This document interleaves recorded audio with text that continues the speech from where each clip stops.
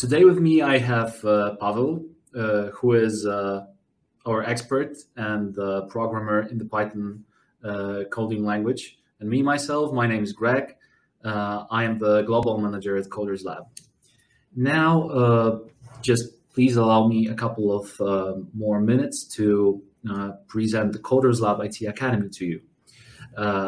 Coders Lab is one of the oldest coding boot camps in Europe. We have been founded in 2013, which means that's already 8 years for us in the market. And we are proud to have over 8,000 graduates so far, most of who have found their first programming jobs, testing jobs in the market within 3 months after graduating. The secret of our teaching method is that we use a very practical approach to teaching, and all of our teachers, they have a strong professional experience. That means that we are not hiring academic teachers. We are collaborating with teachers that have a strong professional experience, which means that you can ask them not only the technical questions about programming, but also about the real life of programmer and the duties, their experience, whatever it takes to be a good programmer. Coders Lab is present in 6 different countries, in 2 continents, in Europe and in Asia. And right now we are offering our courses in the online version, in the weekend mode in JavaScript and Python. And you can freely access them by purchasing our course directly via our website, coderslab.com. So without further ado, right now, please let me hand over to Pawel. And Pawel, the floor is yours.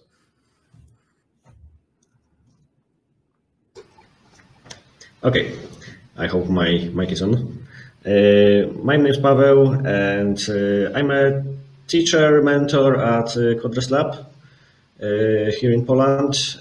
I've been working as a teacher for about 3 years.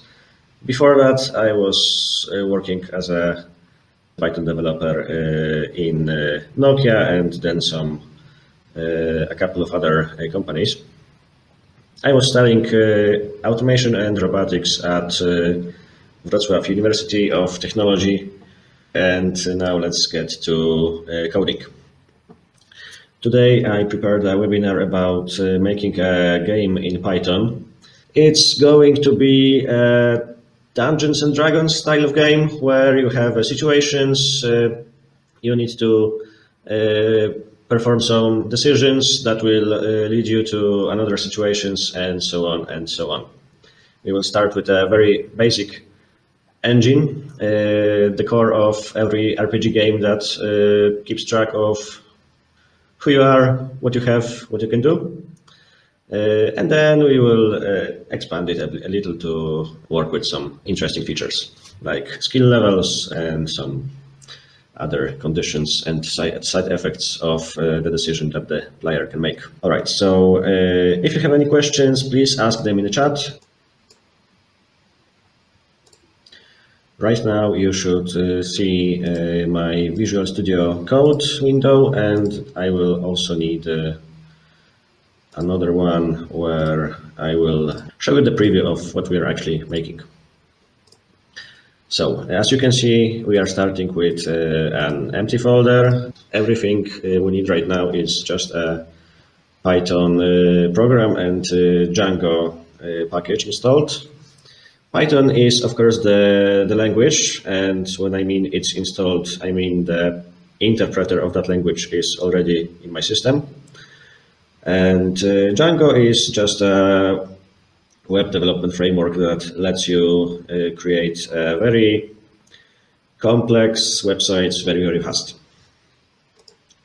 It's already all installed on my computer, so let's start with making simple initial projects. Django admin start project, let's call it RPG. We have created a manage.py file. We don't actually need to look here and a directory with some initial files and settings. Now we need to create an application inside our project. Python, sorry, I need to enter that directory, RPG. Now Python managed by start app, and we will call it game. A new directory appeared, and here there is a place for our views. So the next step after creating a new application in Django is adding it to the settings. Initially, Django comes with 6 pre-installed applications that solve your everyday problems, and we will add the 7th one, which will be our game. Now, after we created our project and our application, we should probably run make migrations and migrate commands. I will explain what each one of them does in a second. Make migrations. So far no changes detected. We haven't created any models, but Django has some models of its own, and right now we just entered them all into the database. You can think of a model as a table, as a spreadsheet in Excel or other spreadsheet software. Tables are made of columns, and data is stored in rows. I will show you some examples in a few seconds. So now we created our migrations, we applied them to our database. We can actually run our server. Python manage by run server. It says that development server is running at this IP address. This IP address means it's my computer, and another name for it is just localhost. It's running on port 8000, and if I enter that address now, this is what Django provides out of the box. Django has also a very interesting auto-generated administration panel, which we should probably set up right now. To access this panel, we need to go to localhost 8000/admin, and here, well, we have to have an account within our Django project to actually enter this zone. So let's create a super user account. Instead of run server, we will just run create super user.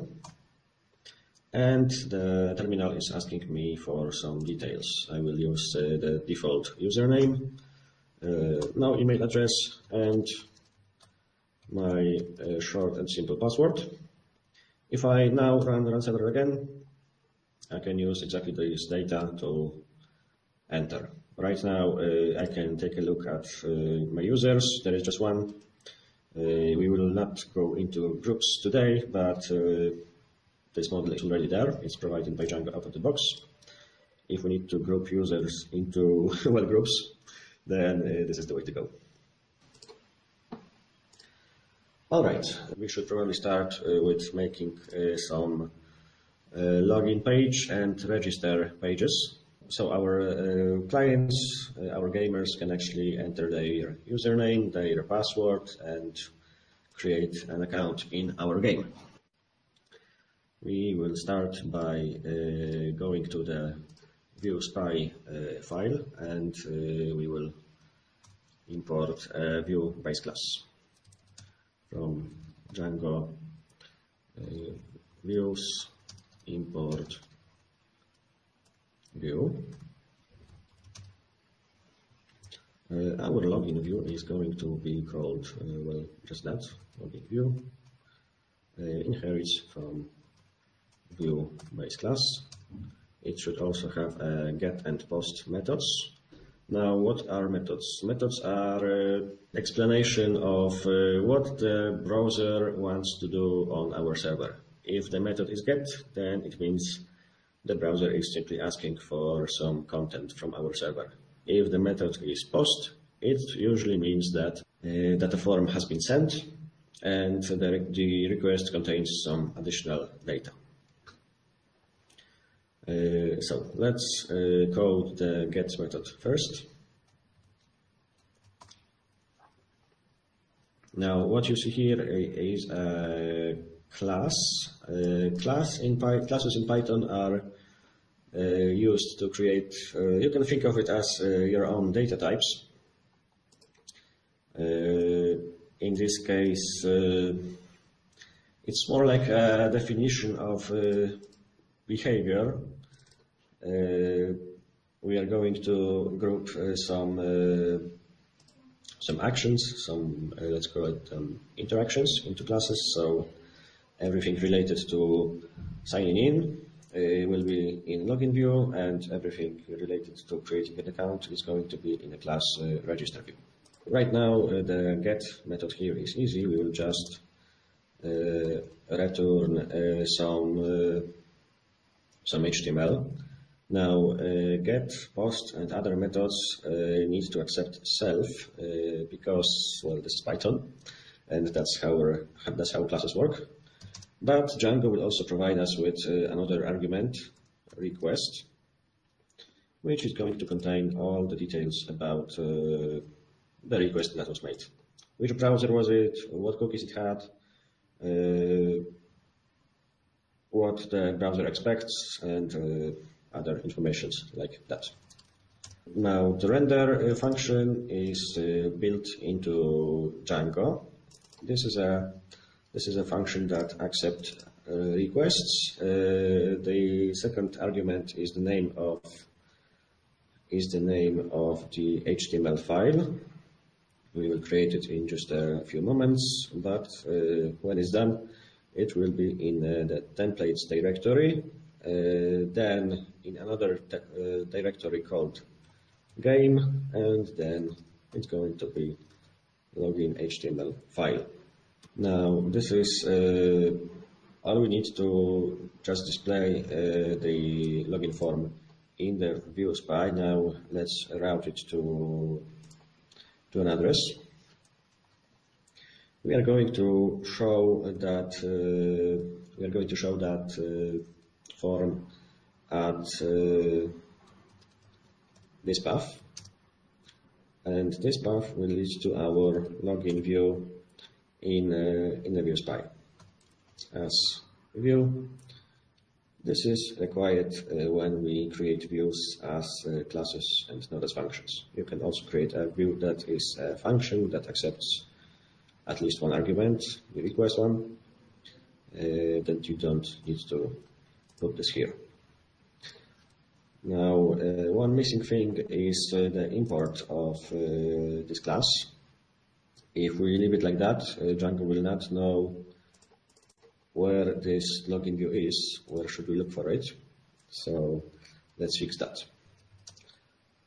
From our game directory, that one, we want to access the views file, and from that we want to import login view. If we now go to login, we will probably see an error telling us that the template was not found. Yeah, template does not exist. Let's fix that.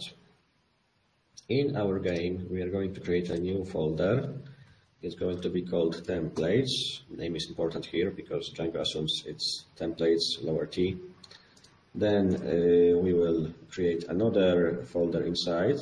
The name of this folder is going to be the same as the app. That's Django good practice. And in that directory, we are going to create this login HTML file mentioned here. Now, if I refresh this,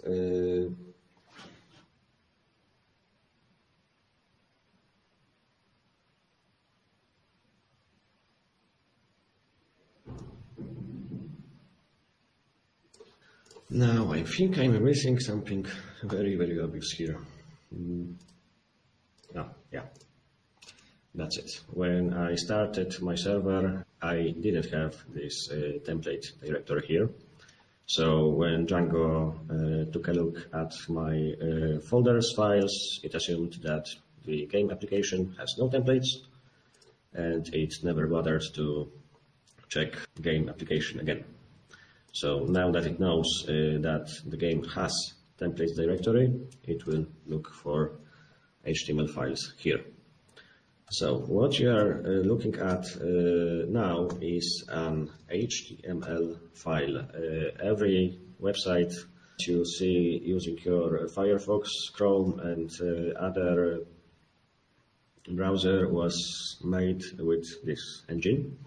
With some help of CSS and JavaScript. We are not going to look at JavaScript today, but we will write some CSS files to, well, slightly improve the looks of the game we are making. Right now, this is a very basic structure. Every HTML file has a HTML root, then it has a head and a body. Now, in the head section, we have information about the website, like its title, login page. Now you see it here. Links to JavaScript files, links to CSS files. We are going to look at attaching CSS files in a couple of minutes. Right now, we need to provide information that what you are looking at is a login page. So h1 as a header, login. Then we will create a form, HTML form. We are going to send this form using post method. So when we click on the submit button, or when we hit enter on our keyboard, the browser will make a request to our server again, but this time it's not going to be a simple get, like get in the form. Instead, it's going to be post with my login details. Now, Django also has something like Csrf Protection built in. And in order to work with that, we have to include something like that in inside our form. Now we are going to write a couple of form fields. So we are going to make a label, login, and an input inside. Input type text, name, username, maybe like that.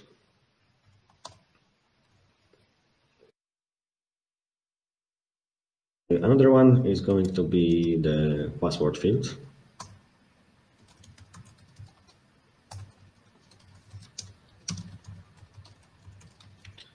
And the name of that field is going to be password. Last thing we are missing is the confirm button. So input type submit value sign in. Now this looks a bit ugly right now, but I want to sort the technicalities first. Right now we see this login page because we are entering this URL using get method. If I click sign in now, this is an empty page, and in my console where the server is running, I see an error 405. That error means this method is not allowed. The browser has just performed a post type of request, and my view is only expecting get ones. So let's fix that. We are going to create a post method in this form, Again, we have to accept a request argument because, well, that's Django does it. And inside this method, we can access all the data that was sent by the form. We named our fields username and password. And in the view, we can create a variable user name, and its value is going to come from request, its argument post, which is a dictionary-like object, and the field in our HTML file was named username. Similar stuff for password.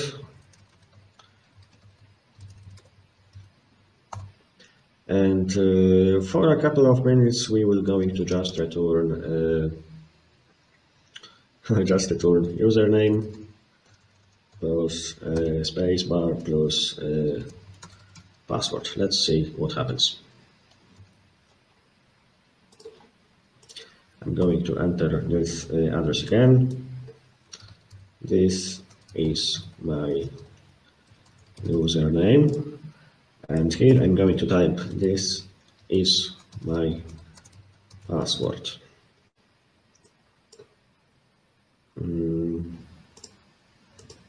Oh, sorry. I need to return an HTTP response, not just a string. So from Django HTTP import HTTP response, and let's fix that.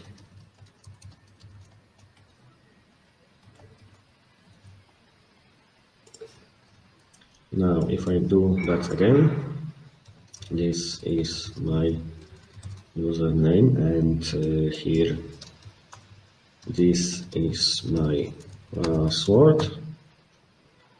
We will see a string that looks like that. So we successfully read from the form the username and the password part. Now let's do something with it. We are going to use Django's built-in authentication system. And that system provides us with a couple of useful functions. From Django contrib auth, we will import functions such as authenticate and login. First, we have to try to find a user in our database that matches the username and the password we provided. So authenticate username and password, and then just debug. We are going to return HTTP response again. This time we will print the user that we found or not.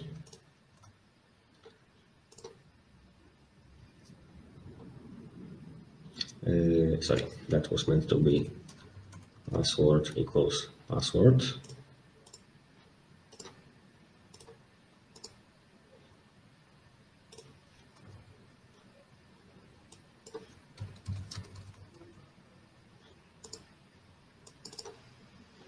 I am pretty sure that that's my login.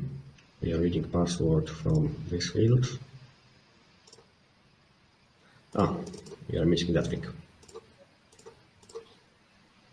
So the first thing is request, then it's username, and then it's password. Let's try again. And if I provide a proper data right now, it will show me my login, which is user converted to a string. And if I enter wrong data, like that, it will show me none, meaning that we couldn't find that user. So we will check if the user was found or if user is not none. If that's true, then we are going to redirect the browser to the root of our server. But first, we need to save the information about the user. So we are going to use a login function and pass it the request object and the user object.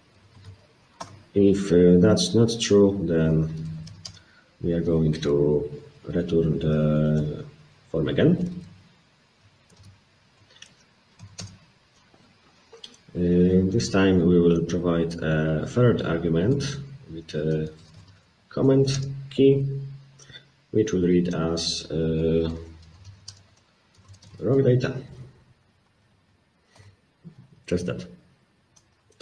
Now, in order to redirect the browser, we will need to import this function as well. It lives in a Django shortcuts method, in Django shortcuts module. So we can add another function in this line. Now, if I enter a proper login and proper password, we are going to be redirected to the root of our website. There is nothing there at the moment, but we will fix that shortly. Now, we are actually going to start coding the, the game. So we will need a couple of models. The first model we will need is a character. We are going to call it like that. And to create a model, a table in a database, we need to create a class that inherits from models.model. This line was provided by Django from the beginning, so I didn't have to write it. Now our character needs to be linked to our user. The user and the character is not the same thing. User keeps track of login, email, password, activity of the user, and the character will represent our in-game persona. To link character with the user that is currently logged in and performing actions, we will need to create a relation between those models. We are going to create a field user that is linked to the user model. We will get it in a few seconds. And when we are creating foreign key, which is a reference to another user, another table, we need to tell what should happen if that related object is deleted. I will just say that whenever user is deleted, its character should be deleted as well. So on delete models cascade. Now the user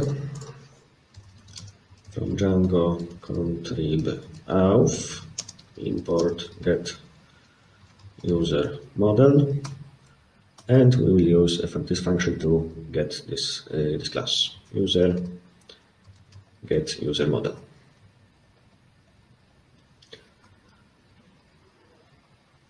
And our character will need to know which situation he's in right now.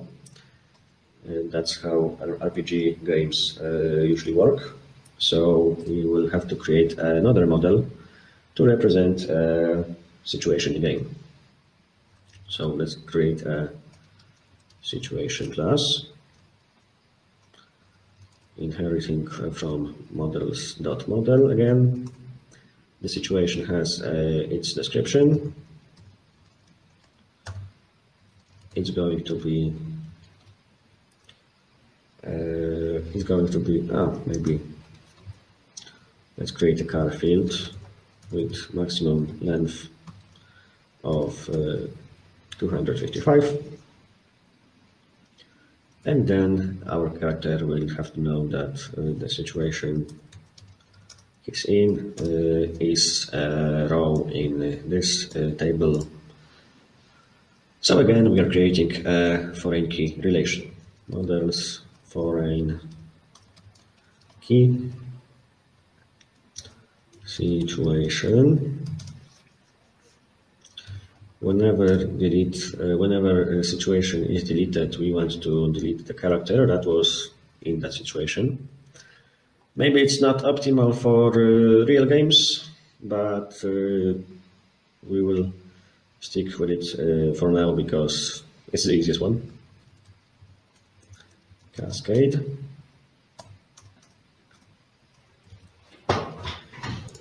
And now let's apply those models to our database. So again, we are making migrations. Django detected that I just created a situation model and a character model. It's all stored in here. Migration directory is a list of operations I need to apply to my database to set it to proper shape. Now, migrate is a separate command that will actually apply those operations to the database. If I run the server now and go to my admin panel, I see groups and users, but not my models, no situations, no characters. That's because I need to register those models in admin.py file. And to register, I need to import them in the admin.py file. So first, from models, import situation and character. And to let Django know that these models I want to see here, I need to run admin site register situation and also admin site register character. Now they are all visible here. There is no situations in our RPG game right now, so let's create one. The description is that you wake up in the forest. Your no, let's not call it cell phone, let's call it smartphone is dead. Your backpack is missing. What do you do? So we have the beginning of our game in the database right now. Right now it looks ugly, but we will fix that here. This is a situation model, and if we tell this model how it should be converted to an ordinary Python string, it will do just that.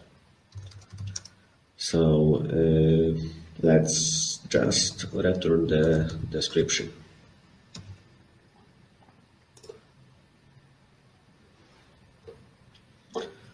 So when a player starts our game, he will see this description, and in a few minutes we will add decisions that will lead from this situation to a couple of other ones. But for now, let's make sure that whenever a player registers, he will have his character set up as well. We can do that in a couple of ways. The one I picked is using Django signals. whenever Django performs an action on the backend, it emits a signal, and other parts of the code of my application can listen for those signals and react accordingly. The signal I am interested in is called post save, and I have to import it from Django DB models signals.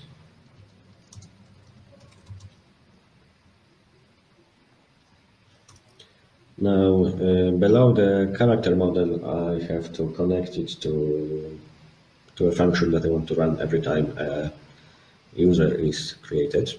So, post save.connect. And now I need to provide two arguments to connect. What function to run? I will call it just create character. And how to filter all those signals. I want to make sure that only user creations will trigger this signal, so I need to tell that the sender is a user model. Since I'm referring to a create character function in this line, before that line I need to actually create this function. So create character. Now every time a user is created, Django will run my function with some arguments. I don't need all of them. I only need to know which user was created, so I can attach my character to it through this field. And also I would like to know if this user was actually created or just saved, updated, etc. Django will try to pass some other informations. I don't need them, but my function has to accept them to conform to the interface. So I will just create a keyword args argument to gather them all, the remaining ones. Now, if that user was created, maybe I will call it created. That's the proper name. If the user was created, then I will create a character for that user in the initial situation. Character objects create. User is going to be the instance, and the situation is going to be the initial situation, the one with ID that equals to 1. Of course, this assumes that the situation is already in a database. That's why I created it first in the admin panel, and then I'm coding the function that actually needs it. Objects get ID equal to 1.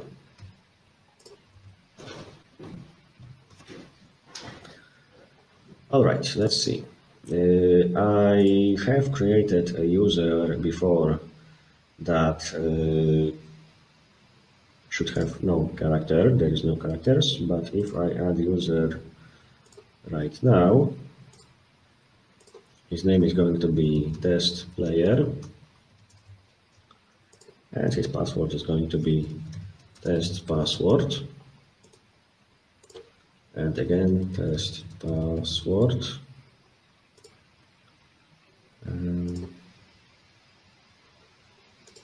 Test player was added. Now let's see if the character was created as well. Yes, there he is. It's a character that is assigned to the test player user, and he's in this initial situation right now. I will now log into my application using this test player credentials. Test player and test password. Page not found, but we will take care of it right now. We are going to create a view that is going to be called game view, that it inherits from view Django class, and in its get method, again, it's going to accept self and request because Python and because Django. We are going to render the index.html file here. In order to render that file, we have to create it first, of course. So in game, we will create a file index.html, and here again a simple structure, body, title, RPG game, maybe just RPG. The game is included in a G letter. Now let's present the current situation. Current situation looks like this.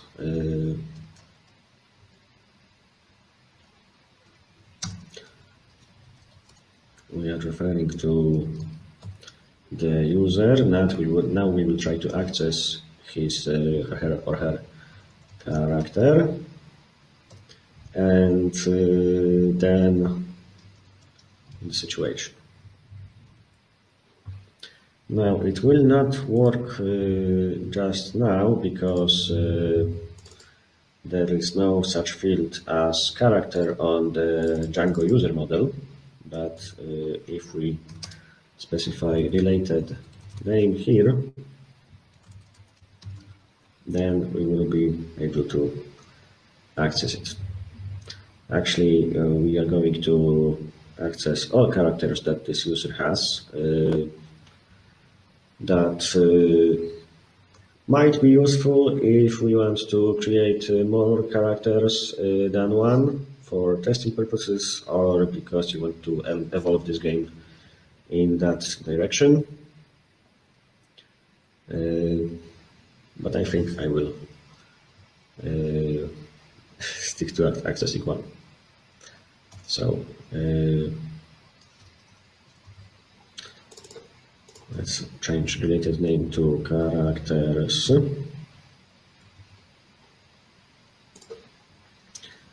Now we will have user.characters as an iterable, which is not convenient for us here. Let's actually change our view a little. We are going to read the character first and then pass it to the HTML through the context, through the dictionary, like we did here.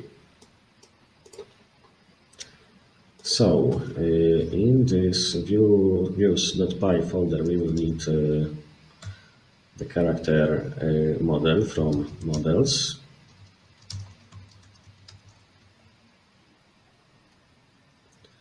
And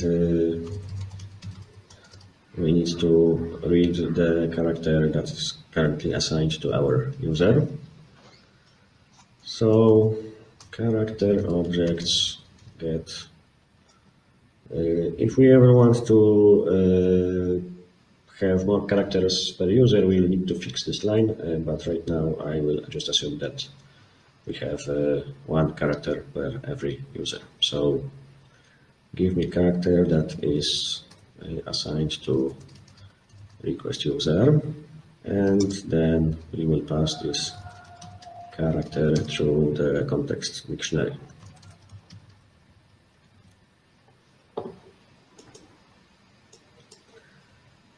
So let's see.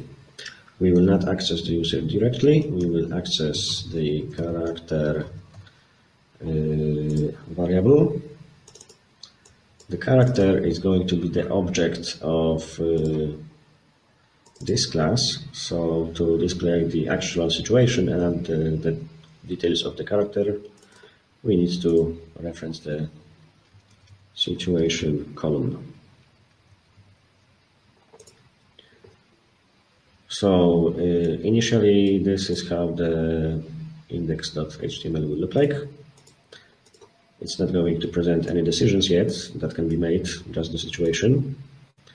The view is ready as well, and all we have to do is route it to the proper path. We are importing login view, and we are importing the game view as well.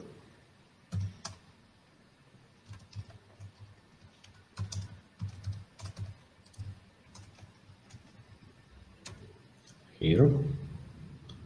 And if I refresh this page, oops. If I refresh this page, it tells me that I'm in a forest with the dead smartphone and a missing backpack. And now we will have to create another model to link that situation to another situation. So we are going back to the model spy, and we will create another model, let's say here, close to the situation. Decision, models.model. Now each decision has to know its initial situation, so we know when to display it, and each decision has to know to which situation it leads us. So maybe not from, but source and target situation is going to be simply foreign key to an object of this class.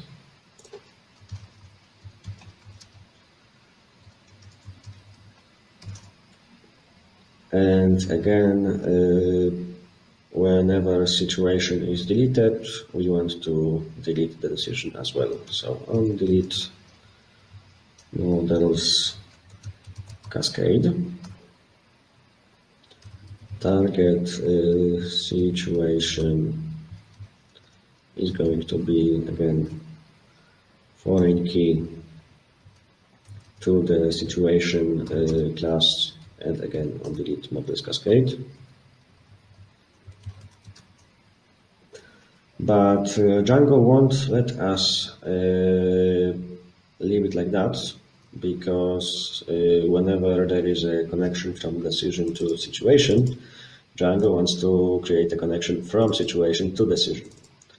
We are going to connect decision to a situation twice, once here and once here. And Django won't like that, because the related name, the relation in the opposite direction, will have its auto-generated name, and Django will try to auto-generate the same name, and that's not good. So we will have to create our own related name to tell it that the decision that are referring a situation in this column are about the source situations, and here are about target situations. So when we have a situation, and we are going to call this field in the reverse direction. Let me think.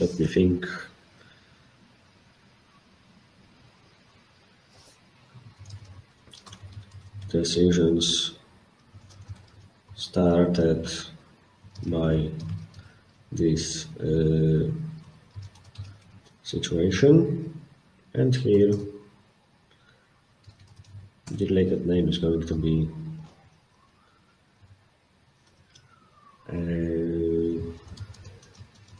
decisions that lead to this situation. Now let's create a couple of them. We need to register our decision in an admin file. Again, admin site register the decision,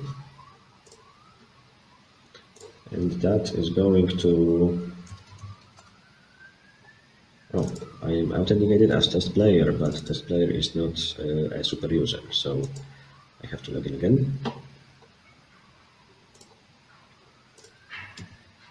and save this file. Now the decisions are here. Of course, I created a model. Now I need to work with my database. Make migrations and then migrate.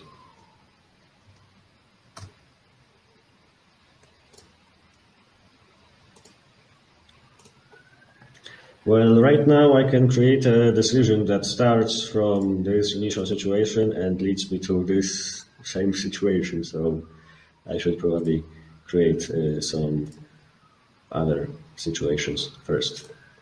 So let's say I wake up in the forest, my smartphone is dead, my backpack is missing. What do you do? I will probably try to climb a tree and see where I am. So the situation that will occur after that is you are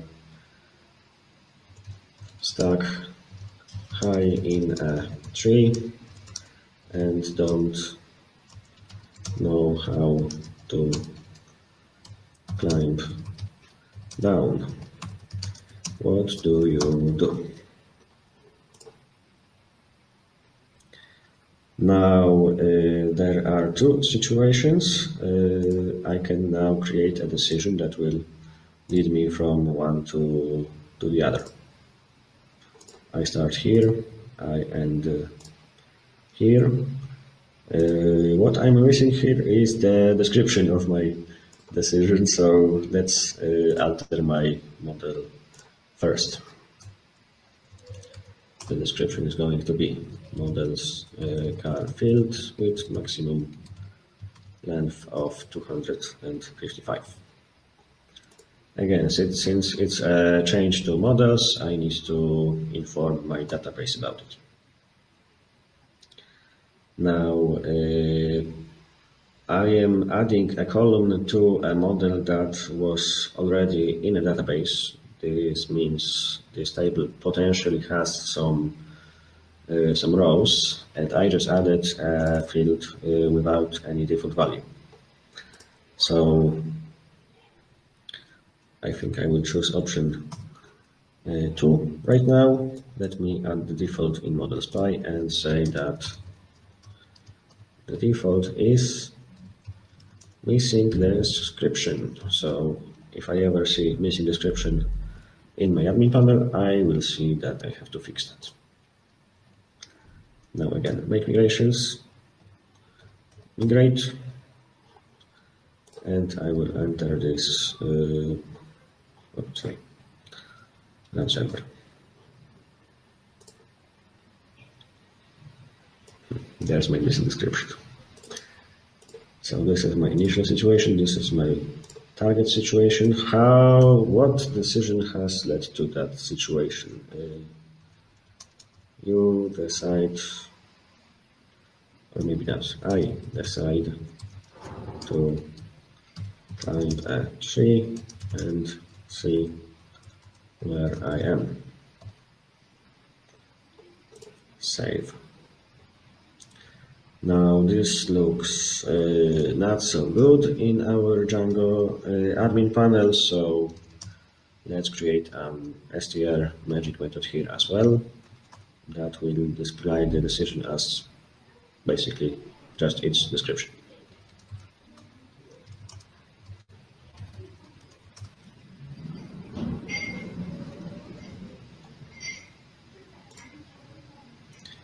Now this is much better. Okay, let's create 2 more situations and 2 more decisions that leads to them. I start in the forest, add situation. What else can I do? I decide to go north, and let's say when I go north, I will find a river. You found a river with an old rusty bridge. What do you do?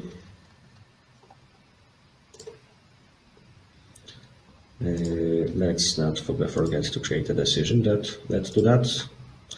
Again, I am starting from waking up in the forest, and I find a river because I go north. Save. Now let's create another situation. Yeah. What if I go west? You found an old, scary looking house. What do you do? I start to feel like this part, what do you do, should be a part of my HTML file and not every description ever that I put into this database. But I started this way, so I will continue for now. So this is what happens if I go west. And now I need to create a decision that started from the beginning of the game, waking up in the forest and finding a scary looking house. My decision is I go west. Alright, so that's 3 decisions that originate from the initial one. When I enter this address, okay, this happened because I am still logged in as my super user that had no character. I need to log in as my test player with test password.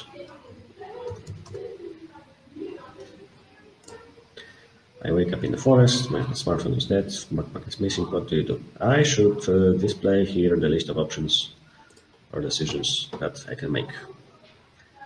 So how to do that? When I have a character.situation in my HTML file, I have access to this object, and through this object and through this related name, I can access all decisions that are attached to this initial situation.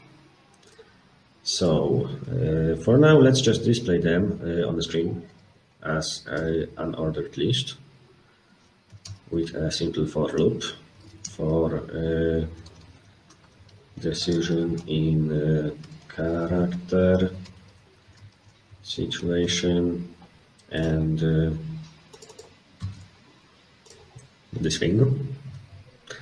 I should probably use a shorter name, .all, because I want to access all decisions attached to that situation. And here is going to be the end for part.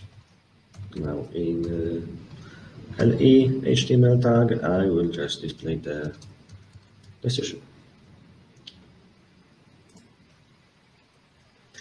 So I see 3 options. I click them and nothing happens.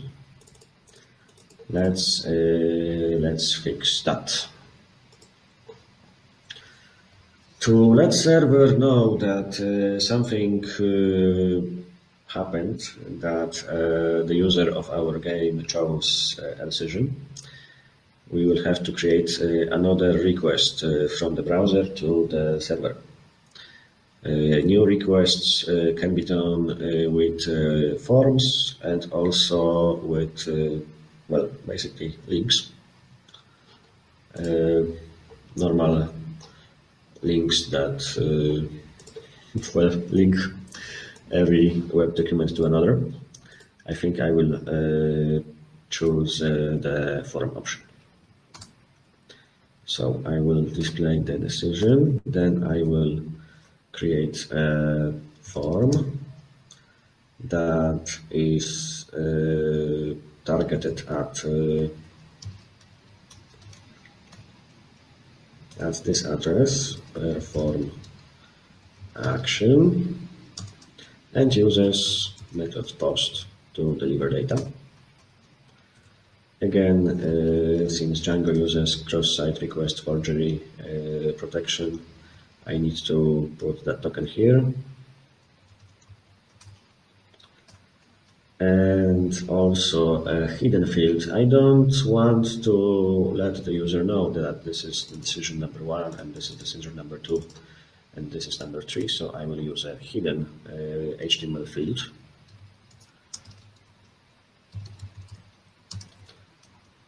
Name decision ID with value of what? Of my decision object, and then its primary key attribute.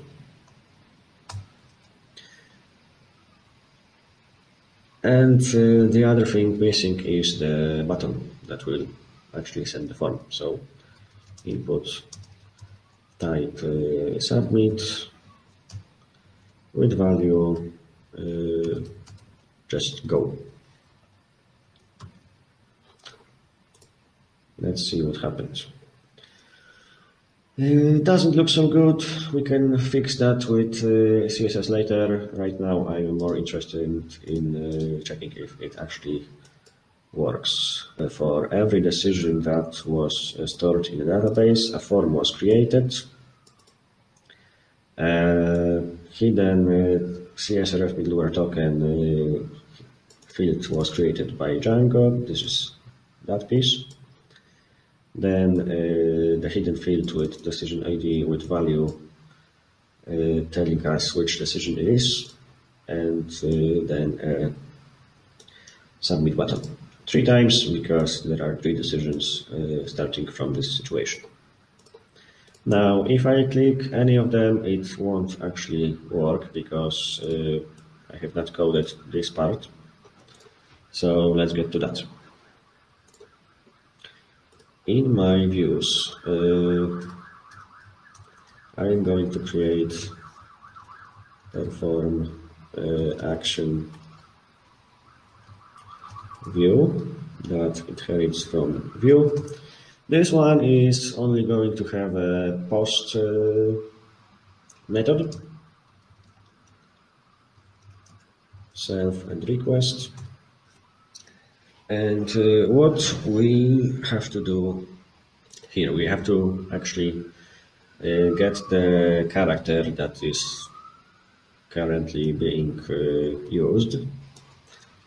It's the same line. Then we are going to look into the current situation of this character.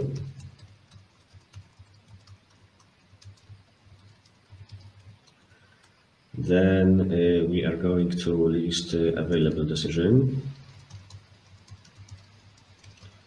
which is situation dot, that name is way too long. Here, I want all of them. And then I want to see if the situation, if the decision that was provided through the form is actually one of those available decisions. So I don't go into the inspector and alter alter the code to end up in a completely different situation that I was going to. Okay, so chosen decision is going to be request that post, and here we will access this field decision underscore ID.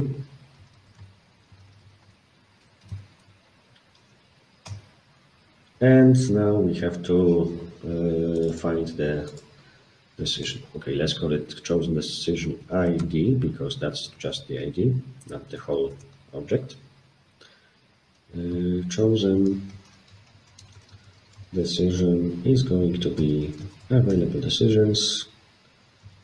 Look through them and get the one that has primary key like chosen decision ID.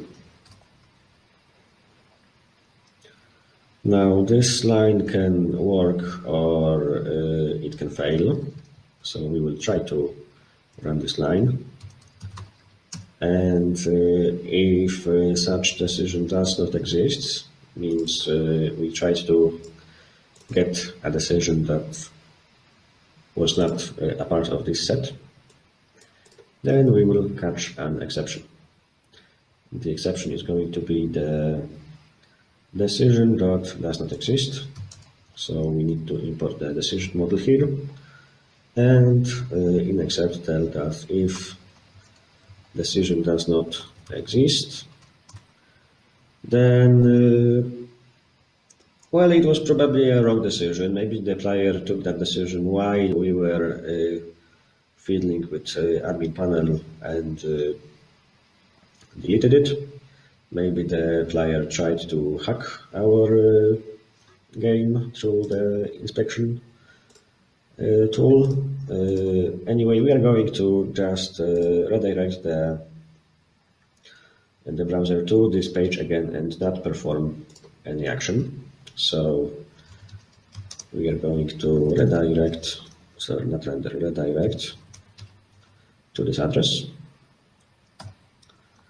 And if we actually succeeded in reading the decision from the set of available decisions, then we are going to take a look at these decisions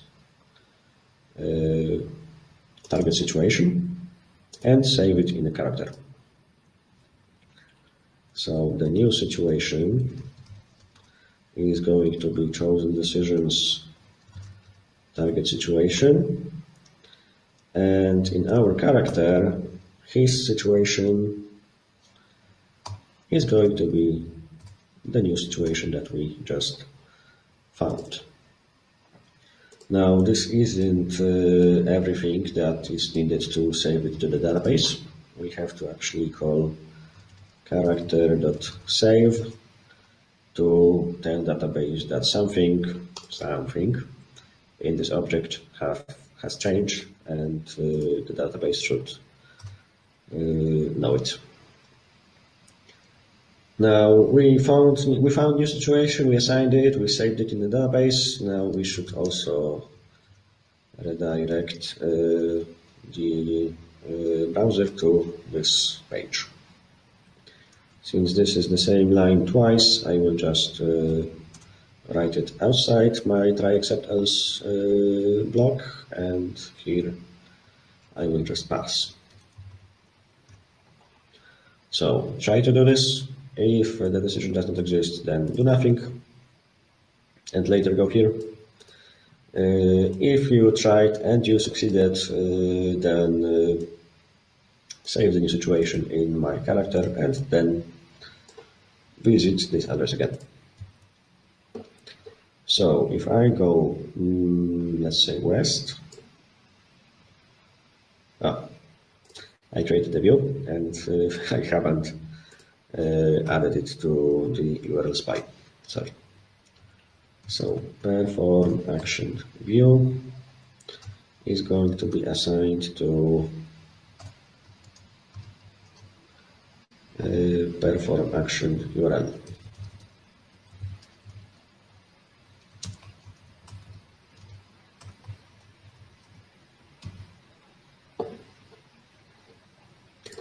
Now let's try again. Oh, yeah. I created my HTML that sends a request to perform action without a slash at the end, but this URL has a slash at the end. Django doesn't like when one doesn't match the other, so to keep things consistent, I will add that one here. And let's try again. I go west, and I ended in a completely different situation. Now I found an old, scary-looking house. I haven't created any further situations and any further decisions that lead from this situation to the next one. But you have to trust me. If I did, then I would see a list of decisions again with go buttons, and the game would accept my choice if I picked any of them. So it took me almost an hour and a half, so I think I will be ending this webinar, this example here. Do you have any questions? I see some hi messages in the chat. Maybe something about the Django, about the Python. Do you have any questions? Did you like the presentation, the webinar? Any comments, any opinions, any questions? Okay, there's also James. Okay, thank you, James. Thanks, James, for the thumbs up. So thank you, Pawel. Okay, Inga says it was fun to get a look at it. That's great. So this is just a small portion of what the regular course consists of. So it's very difficult to present this large, vast topic, which is creating a game with Python language in such a small time frame. So the course is, much longer. It covers a wide range of topics, wide range of tools that the programmers use. And what is very important, as I said before, it's delivered by practitioners, by professionals, so you can ask them all the questions you need. The course is dedicated to the people that don't have any programmers background, no IT background whatsoever. So no matter if you are a newbie, newcomer to this topic, no matter your background, you can easily join the course. And before the course, there's 60 hours dedicated to self-study. This is the material that is covering very basic topics related to coding, related to basic definitions. And we do this in order to even the level of the knowledge among the group. So once the course starts, we make sure that everybody has a similar amount of knowledge already and similar basics. So we can take it from that point on. The course is held in the weekend format, so it's pretty convenient for the people that want to join the course and reskill without quitting their current job. It's held every second weekend, and it takes you about 6 to 7 months to complete the course, depending on the moment you start. The course comes with a lot of homeworks, with a lot of exercises, with a lot of workshops to do. And finally, in order to graduate, you need to create your own